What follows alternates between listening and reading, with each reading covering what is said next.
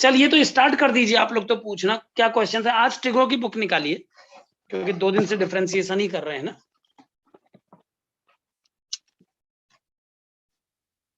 Trigonometry में कितना कर लिया देखिए जरा, कुछ पूछना है तो आप लोग बताइए, नहीं तो एक पर्टिकुलर एक्सरसाइज निकाल के उसको आगे बढ़ाते हैं। चलिए आपने बोला इसका कौन सा third? Yes sir. Concept application exercise 1 का थर्ड क्वेश्चन क्या है, पढ़ लो सब लोग। क्वेश्चन लिखा है if 2 cos x plus sin x equal to 1 then find the value of 7 cos x plus 6 sin x। तो क्या किया आपने, बताइए कैसे करने की कोशिश की? सर स्क्वायर करने की कोशिश की थी दोनों उसको, लेकिन हो नहीं पा रहा। अच्छा, 2 cos x plus sin x equal to 1 अगर दिया है तो इससे कोई आउटकम नहीं निकल रहा क्या? मुझे कैसा अंदेशा हो रहा है, मैं एक बार बताता हूँ, रुको। ये 2 cos x बराबर 1 माइनस साइन x बन गया है ना। और एक साइड लेके स्क्वायर नहीं कर सकते क्या बेटे? सर? एक साइड लेके स्क्वायर कर सकते हैं।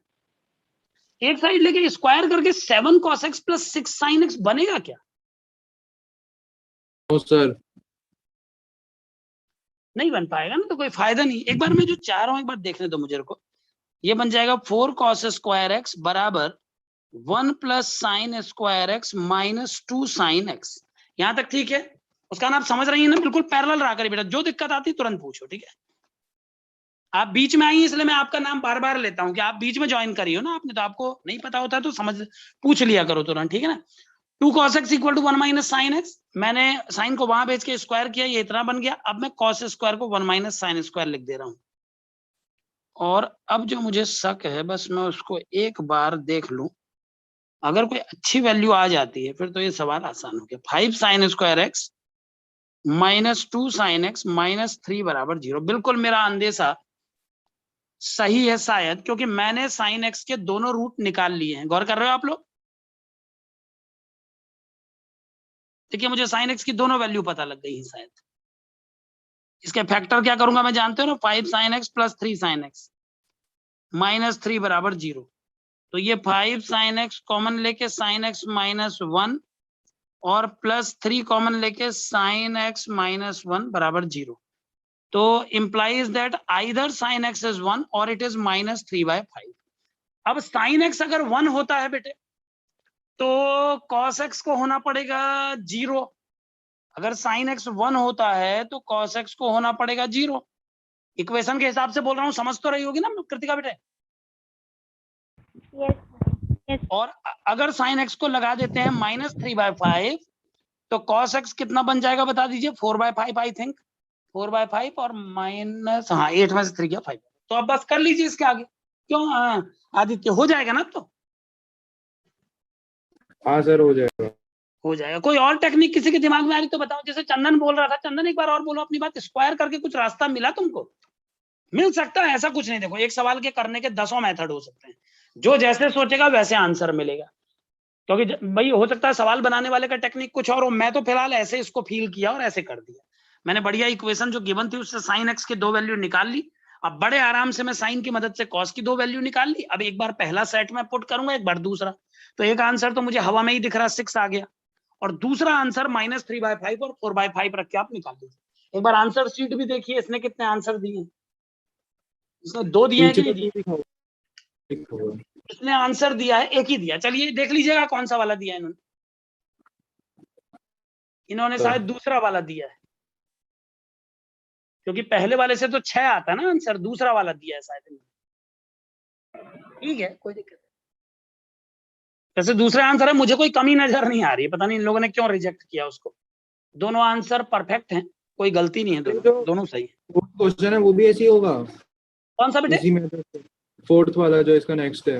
एक बार देख लेता हूँ ना। वो तो ट्रिगोनोमेट्री में यही सबसे बड़ा प्रॉब्लम है। ये जरूरी नहीं होता कि एक सवाल की टेक्निक दूसरे में भी लग जाए। अब इसमें देखते हैं क्या होना चाहिए।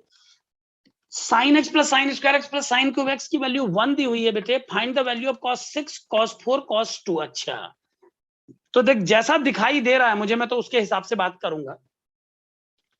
जो नजर आ रहा है सवाल में, तो 6 पावर तक जा रहा है सवाल। अगर 6 पावर तक जा रहा है तो एक बार मुझे चंदन की बात को अप्लाई करने का मन कर रहा है। साइन स्क्वायर एक्स को उस साइड ले जाएंगे। साइन स्क्वायर एक्स को उस तरफ, बिल्कुल सही, वही मैं भी करने की सोच रहा हूँ, क्योंकि इसकी बात अब मुझे अप्लाई करने का मन कर रहा है, क्योंकि साइन स्क्वायर एक्स को उस तरफ लेके एक साइन एक्स कॉमन लिया जा सकेगा, तब ये बन जाएगा इतना और उधर बन जाएगा कॉस स्क्वायर एक्स।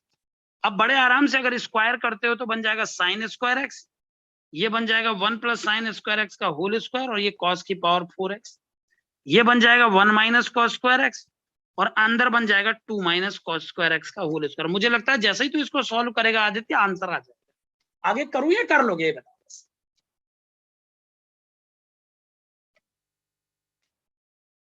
हो जाएगा। कर लोगे ना आदित्य? आदित्य का क्या मीटिंग से ऑफ हो गया आपने कोई बता दो है बेटे? सर। एक हाँ आदित्य बोलो बेटे, मैं सुन रहा हूँ, आपकी आवाज ही नहीं आ रही है। सर एक बार बता दो कैसे किया आपने। एक मिनट बेटा, ईशान आ गया कि नहीं? Ishaan yes sir. आते हो तो बता तो दो भैया, तुम मतलब तुम उस समय थे जब मैंने ये वाला एक सेंटेंस बोला था कि इतने सीक्रेटली या तो चोर आता है या पुलिस आती है, और तुम उन दोनों में से किसकी तरह आए बताओ? सर घर में कोई पुलिस है क्या? पापा पुलिस में है क्या? No sir.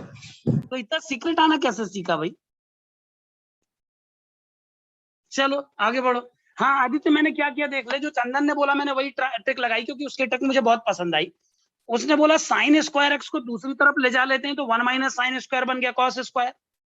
बाकी जो दो टर्म थे बेटे, साइन एक्स और साइन क्यूब एक्स, उससे मैंने साइन एक्स को कॉमन ले लिया तो बन गया 1 प्लस साइन स्क्वायर एक्स। अब दोनों तरफ मैंने होल स्क्वायर कर दिया तो ये बन गया sine square X 1 plus sine square X whole square equal to cos to the power 4x। बस उसके बाद साइन स्क्वायर एक्स को 1 माइनस कॉस स्क्वायर एक्स लिख दिया, और अंदर वाले साइन स्क्वायर एक्स को 1 माइनस कॉस स्क्वायर, तो बन गया 2 माइनस कॉस स्क्वायर। समझ गया? Yes sir. है ना, नॉर्मल सही है।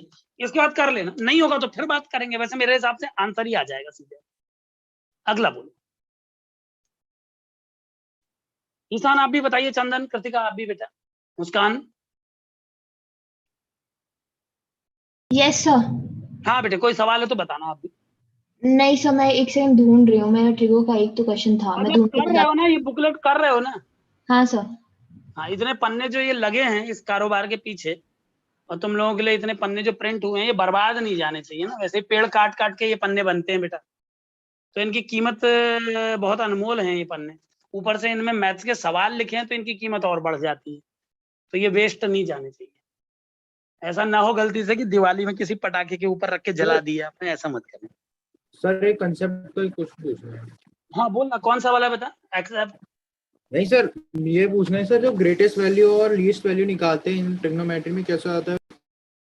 हाँ, एक एग्जाम्पल लेके बता देता हूँ अब, क्योंकि तेरा सवाल बड़ा एक्सटेंडेड है ना, मुझे ये जज नहीं हो पा रहा कि तू किस सवाल में पूछ रहा है, बट फिर भी एक आइडिया देता हूँ। जैसे मान लो हमसे पूछा कि 3 sin x plus 4 cos x plus 2, इसकी लीस्ट और ग्रेटेस्ट ये वैल्यू बताइए। तो हमारा देख सीधा प्लान क्या होगा, कभी भी अगर 3 sin x plus 4 cos x जैसा डिजाइन दिखता है, तुम ये समझते हो कि एक ट्रायंगल बना के इसको एक यूनिक डिजाइन में कन्वर्ट किया जा सकता है। यूनिक से मेरा मतलब है या तो साइन में या कॉस। जैसे एग्जांपल के लिए अगर मैं एक ट्रायंगल इमेजिन करूं माइंड में, और उसके एंगल को अल्फा मानूं, बेस को 3 मानूं, परपेंडिकुलर को 4, तो हाइपोटेनियस 5 आ जाएगा। अब अगर मैं 5 से डिवाइड मल्टीप्लाई करूं पहले दो टर्म्स में, तो ये बन जाएगा 3/5 sin x plus 4/5 cos x, और 2 को तो किनारे ही पड़े रहने दो। अब जो शुरुआत वाला टर्म बना है, अगर तू ध्यान से देखे तो 3/5 को हम ट्रायंगल के हिसाब से cos अल्फा मान सकते हैं, और 4/5 को sin अल्फा। तो ये जो क्वेश्चन है ये बन गया sin a cos b plus cos a sin b, और clearly sin a cos b plus cos a sin b को आप sin a प्लस b लिख पाओगे, है ना, +2 आ गया। अब जो आउटकम आया है इसमें कृतिका आप बताइए बेटे कि साइन का जो टर्म आप देख पाते हो, हमने क्या किया कृतिका, हमने इस क्वेश्चन में साइन और कॉस दो अलग अलग जगह पे रखे हुए थे बेटे। हमने पहला टारगेट ये किया कि किसी भी तरह वो दो जगह पे ना बैठे, हमने उनको ज्वाइन करा के एक बना दिया। अब हमने इन दोनों को कंपाइल करके एक कर दिया। अब ये बन गया 5 sin x plus alpha plus 2, है ना। अब ये जो sin x प्लस अल्फा है, इसकी मैक्सिमम वैल्यू 1 हो सकती है और मिनिमम -1।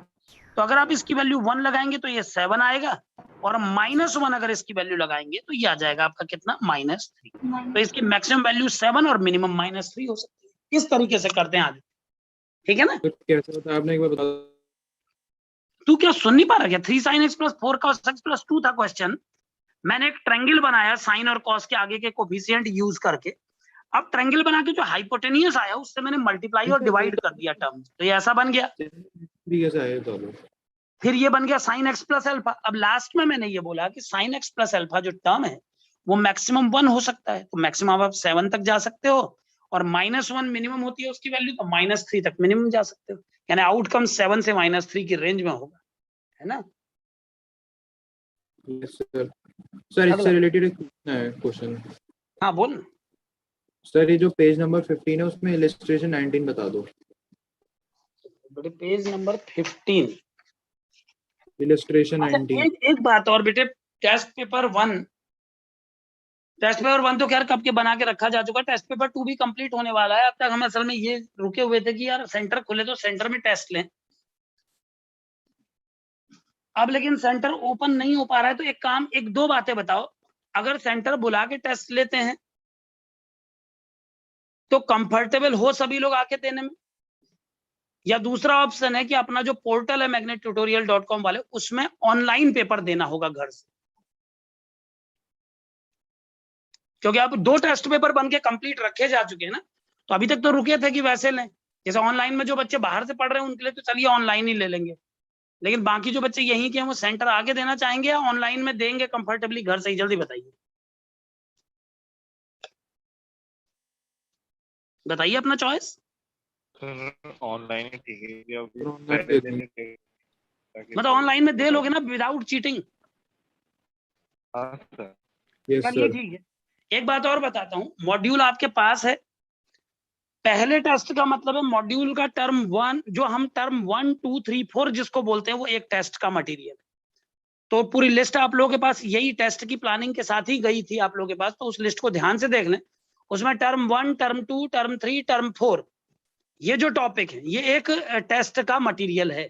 यानी पहला टेस्ट 4 टर्म तक की पढ़ाई पे होगा, दूसरा टेस्ट 5 से लेकर 8 तक के लिए होगा। अभी टर्म टेस्ट चलेंगे, ठीक है ना। एक बात और सुनो कि सब्जेक्ट वाइज टेस्ट होगा, यानी जब केमिस्ट्री का होगा तो केवल केमिस्ट्री का होगा, जब फिजिक्स का होगा तो केवल फिजिक्स का होगा, जब मैथ्स का होगा तो केवल मैथ्स का होगा। बात सुन रहे हो ध्यान से सब लोग? Yes sir. एक साथ सब नहीं होंगे। वो जब फुल टेस्ट लेना शुरू करेंगे तो आपको 3 घंटे की स्क्रिप्ट उसके बाद देंगे। अभी पार्ट टेस्ट होंगे, तो जिस सब्जेक्ट का टेस्ट होगा उसके लिए अपना प्रिपरेशन करना। पहले टेस्ट की तो तैयारी शुरू करो अपना, थोड़ा थोड़ा उसको पूरा प्रिपेयर करो। टेस्ट होने से एक आध 3-4 दिन पहले हम मैसेज भेजेंगे, तो उसमें आपको फाइनल बता दिया जाएगा कि भाई इस तारीख को ये टेस्ट होना है, ठीक है ना। तो ये रहेगा, और ऑनलाइन में हो जाएंगे वो पोर्टल में। आपको उससे पहले अपना रजिस्ट्रेशन कराना होगा साइट में, तो उसके लिए कुमार सर से आप कम्युनिकेट कर सकते हैं। वेबसाइट में जाके वो एक रजिस्ट्रेशन करना होता है ना, जो magnettutorial.com की साइट है उसमें एक लॉगिन आईडी वाला कॉलम हो, देखा होगा कभी? Hello, yes sir. हाँ, उसमें एक लॉगिन ऑप्शन आता है ना, वो लॉगिन टेस्ट वाला ही लॉगिन है। तो उसमें आप लॉगिन करोगे तो वहां पर आपकी आईडी बन जाएगी। फिर आपको अलर्ट आते रहेंगे और मोबाइल में मैसेज भी आते रहेंगे। जैसे ही मैं यहाँ से टेस्ट को एक्टिवेट करूंगा आपको मैसेज आ जाएगा कि फला टेस्ट एक्टिवेट किया जा चुका और ये इतने बजे है, यानी इस 13 घंटे बाद आपको ये टेस्ट देना। तो उसके लिए आपको मैसेज आता रहेगा ना फिर फटाफट, तो आपको मोबाइल पे ही पता लग जाएगा कि टेस्ट शेड्यूल किया जा चुका है, ठीक है ना। मेरे शेड्यूल करते ही आपको मैसेज आ जाएगा कि ये टेस्ट शेड्यूल्ड है, तो वही आपको इंडिकेशन होगा कि हाँ टेस्ट लग गया है, उसकी तैयारी कर रही है। तो उसके लिए आपको टाइम टेबल में कुछ नहीं मिलेगा, क्योंकि टाइम टेबल में सबका भरेंगे तो फिर वो क्लास इतनी ज्यादा है तुम लोगों की अब कि उसके बीच में जगह नहीं मिल पाती। 9 क्लास रहती है, वो पूरा ही भर जाता है। ऊपर से एक आध बैकलॉग की क्लास हो किसी की तो वो 10-10 12-12 क्लास उसमें हो जाती है ना, वो नहीं हो पाता उसमें मैनेज। तो इसलिए मोबाइल मैसेज से ही समझना कि हाँ ये टेस्ट शेड्यूल किया जा चुका है, ठीक है ना। और किताबों से रिलेटेड जो कंसर्न मैंने बोला था, वो प्रॉब्लम अभी तक कृतिका ने मुझे बताई है, उसका तो मैंने फॉरवर्ड कर दिया आगे। और भी जिसके पास कोई दिक्कत हो तो वो बता दे। लिस्ट आपके पास है, आपको पता है कि इस टर्म तक कौन कौन सी बुक आपके पास होनी चाहिए थी। अगर कोई नहीं है या कोई 2 बार आ गई है तो एक एक्स्ट्रा बुक वापस भिजवाएंगे और आपको दूसरा मिलेगी। जैसे कृतिका के नाम पे मैं देख रहा था करंट इलेक्ट्रिसिटी या इलेक्ट्रोस्टैटिक की बुक बेटे एक ही पार्ट 2 बार आ गया, ऐसा कुछ हुआ है क्या? नहीं सर, हैं? करंट इलेक्ट्रिसिटी का सेकंड पार्ट नहीं आया, रिपीट कोई भी नहीं है। करंट इलेक्ट्रिसिटी का सेकंड पार्ट नहीं आया है? No sir. और नहीं तो ऐसा कैसे हो गया? वहां तो असल में जो लिस्ट दिख रही है, जब वहां पर पेरेंट्स जब लेके जाते तो उनका जो साइन होता है उसमें करंट इलेक्ट्रिसिटी 1 और 2 दोनों ही लिखे हुए हैं। अब यही हो सकता था कि करंट इलेक्ट्रिसिटी 1 ही 2 बार चला गया, इलेक्ट्रोस्टैटिक तो नहीं आया 2 बार? नहीं सर, एक ही बार आया इलेक्ट्रोस्टैट्स। मतलब किसी का भी रिवाइज्ड नहीं है आपके पास, एक ही एक है सर? Yes sir. चलिए ठीक है, मैं ये बात बता दूंगा वहां। चलिए तो ये तो बन गया, अब इतना तो ये बन गया, इस तरह से करना पड़ेगा, तो ये सब बातों का ध्यान रखना। दूसरी बात, जो सर टेस्ट होगा वो मॉड्यूल पर बेस्ड ही होगा, क्योंकि मॉड्यूल में इतने अनलिमिटेड क्वेश्चन है, अगर आप इसकी प्रैक्टिस प्रॉपरली कर रहे हैं तो आपको सवाल बनेंगे ही बनेंगे आराम से। तो टेस्ट का पर्पज ही है, ये तो टर्म टेस्ट है, इनका पर्पज है कि आप इस मॉड्यूल से गो थ्रू हो, आप इसको पढ़ें। टेस्ट कब होंगे? है बेटे? टेस्ट कब होंगे? अब बस यार कर ही लेंगे ना, अभी तक तो इसलिए रुके हुए थे कि सेंटर खुल जाता तो सामने बैठा के लेते, लेकिन अब पहला कंप्लीट करके दूसरा भी कंप्लीट होने की स्थिति में आ गया। हम तो पेपर यहाँ शुरू से ही बना रहे हैं ना, क्योंकि हमें तो पता ही था टेस्ट लेना है, तो पेपर तो शुरू से ही बना रहे थे। अब वो लॉट बढ़ती जा रही है, तो अब मैं सोच रहा हूँ पहला वाला निपटा दूं, तो ऑनलाइन ही लिए जाएंगे, आपको मोबाइल मैसेज से पता लगेगा, आपका मैसेज आएगा लेकिन- मैग्नेट की तरफ से कि सर, टेस्ट इस की हफ्ते तारीख को मत आपको। रखना। हाँ बेटे? इस हफ्ते मत रखना, क्योंकि इस हफ्ते एग्जाम रहेंगे हमारे ना। अरे यार अभी तो तुम्हारा रजिस्ट्रेशन ही नहीं बना ना, अभी तो लॉगिन की प्रक्रिया होगी ना बेटे, अभी तो एक हफ्ता वैसे ही लॉगिन की प्रक्रिया में निकलेगा, है ना? Okay sir. हाँ, नहीं तो आपको मैसेज कैसे आएगा? वेबसाइट में आपका रजिस्ट्रेशन भी होना चाहिए ना, वो तो आप ही करोगे ना, तभी तो होगा। आप अपनी मेल आईडी से उसमें एंट्री फिल करोगे, तो यहाँ से हम उसको ओके करेंगे तो आपका रजिस्ट्रेशन हो जाएगा टेस्ट के लिए ना। चलिए ठीक है, वो बता दिया मैंने, इन्फॉर्मेशन दे दी। इससे रिलेटेड कोई भी क्वेरी, चलिए बताइए अब।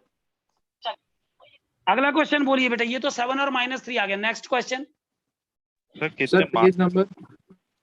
हाँ तूने एक और बोला था ना, पेज नंबर 15 का कौन सा? सर चंदन कुछ पूछ हाँ चंदन बोलो बेटे। सर वो टेस्ट कितने मार्क्स का होगा? 120 मार्क्स का बेटे, बिल्कुल उसी पैटर्न पे होगा जिसमें चलता है।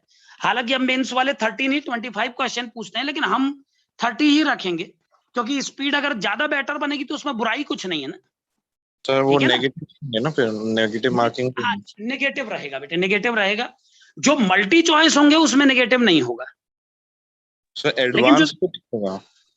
नहीं, पैटर्न मेंस का ही रहेगा, लेकिन कुछ क्वेश्चन मल्टी चॉइस भी रहेंगे, क्योंकि क्या होता है ना, पूरे साल भर यही टेस्ट चलेंगे, टर्म टेस्ट, जब तक सिलेबस चलेगा, तो हम चाहते हैं उसमें सभी प्रकार के सवाल हों। उसमें तुमको पैराग्राफ बेस्ड भी मिलेंगे, लेकिन पैराग्राफ बेस्ड में नीचे से क्वेश्चन जुड़े रहते हैं 3, तो हुआ वो भी ऑब्जेक्टिव।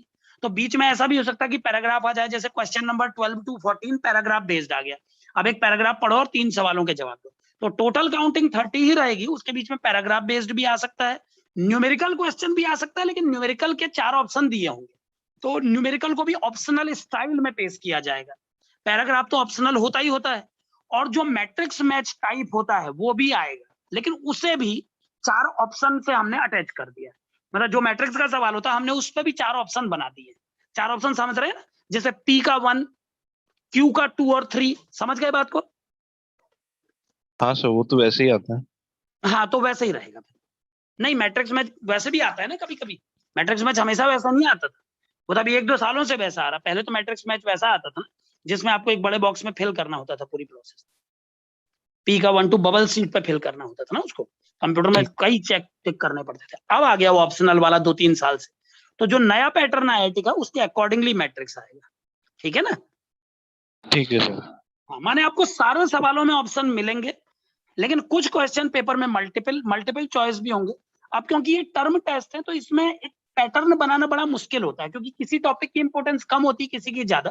तो ऐसा हो सकता है कि किसी पेपर में मल्टीपल चॉइस 4 हो, किसी में 3 ही हो, किसी में 5 हो, तो वो सुटेबिलिटी के हिसाब से होता है। जैसे केमिस्ट्री के पेपर में लगता है कि यार इसमें 4 दिए जाने चाहिए, तो उसमें 4 होते हैं। मैथ्स में लगता है कि इस टॉपिक पर तो 2 ही बहुत हैं, तो उसमें 2 दिए जाते हैं, इस हिसाब से। ठीक है ना? तो 30 रहेगी टोटल काउंटिंग, बस इतना याद रखो, 120 मार्क्स। ठीक, चलिए बताइए बेटे, अब अगला क्वेश्चन कौन सा बोला था इसने, बताओ। पेज 15 का इलस्ट्रेशन नंबर 19। 19 बेटे, आजा मैदान पे। क्वेश्चन लिख रहा हूं, स्क्रीन पे ध्यान देंगे सब लोग। Sign to the power 4 theta plus cos to the power 4 theta, ये क्वेश्चन है आपका। तो आदित्य इस सवाल को देखते ही तुमको क्या फीलिंग आया बेटे, बताओ ना। क्या तुम्हें ये मन नहीं किया कि इसमें 2 sign square theta cos square theta को ऐड कर दिया जाए और उतना ही सबट्रैक्ट कर दिया जाए? क्योंकि ये साफ दिख रहा है कि ये 3 टर्म मिलके sine square theta plus cos square theta whole square बन जाएंगे और ये 1 हो जाएगा। तो इस सवाल की सबसे बेस्ट लाइन तो यही है। इसके बाद आप दूसरे टर्म में 2 से मल्टीप्लाई डिवाइड करिए ताकि ये 4 बन जाए। सुन रहे हो आदित्य? Yes sir. और अब ये बन गया बेटे साइन 2 थीटा का होल स्क्वायर। क्यों ईशान? साइन 2 थीटा का होल स्क्वायर बन गया। Yes sir. और अब वही कंसेप्ट लगाई जो इससे पहले लगाया था, क्योंकि अब तो ये फॉर्मूला इस फॉर्मेट में आ चुका है। जो साइन स्क्वायर 2 थीटा वाला टर्म है उसकी मिनिमम वैल्यू आप कितनी ला सकते हैं बताइए? -1 ला सकते हैं? Yes sir. अच्छा, सर +1 होगा ना, स्क्वायर है। नहीं ला -1 नहीं ला सकते बेटा, स्क्वायर लगा हुआ है बेटा। तो 1 लाख। 0 ला सकते हो ना मिनिमम। अरे यार, sine 2 theta is lying from -1 to +1 on taking its square it will be in the range 0 to 1, क्योंकि -1 का स्क्वायर +1 हो जाएगा तो उसकी रेंज छोटी हो जाएगी। समझ गया बात को? Yes sir. हाँ, तो अब जो साइन स्क्वायर 2 थीटा है उसका रेंज होगा 0 to 1। तो अगर मैं इसकी जगह 0 लगा दूं तो जो मैक्सिमम वैल्यू आएगी वो 1 आएगी, और अगर मैं इसकी जगह 1 लगा दूं तो जो मिनिमम वैल्यू आएगी वो आएगी 1, यानी हाफ आ जाएगी। तो 1 इसकी मैक्सिमम वैल्यू है और हाफ इसकी मिनिमम वैल्यू। ठीक है, और बताइए। और जो इसमें रेंज निकालने वाले होते हैं वो बता दो कैसे आए। कौन सा? अगला ही क्वेश्चन बेटे। हाँ सर, वही उस टाइप के जो क्वेश्चन होते हैं जिसमें रेंज निकालना हाँ। होता है। नहीं, रेंज का मतलब पहले एक बार मेमोरी में लाओ ना, माइंड में रेंज का मतलब लाओ। आपको सवाल दिया है fx equal to cos square, अच्छा गलत प्रिंट हो गया, x लिखा है तो राइट में थीटा कैसे आ सकता था, उसको ठीक कर लेना आप लोग। या तो fx को आप थीटा कर लो या राइट में थीटा को x कर लो। मैं थीटा को x कर रहा हूं। तो आपको एक फंक्शन दिया है fx equal to cos square x plus sec square.